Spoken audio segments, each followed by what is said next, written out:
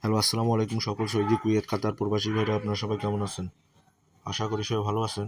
তো আমি আজকে যে ভিডিওটা নিয়ে আসলাম 16/10/2024 সেকেন্ড পেপার পার্ট 1 বা টুইন পেপার। তো যারা ভিডিওটা দেখতেছেন অবশ্যই শুরু থেকে শেষ পর্যন্ত দেখবেন, অন্য সব প্রবাসী ভাইদের দেখার সুযোগ করে দিবেন। এই পেপারগুলো হচ্ছে single digit, three up total, three up game, three up task. এই পেপারগুলো খুব সুন্দরভাবে কাজ করে।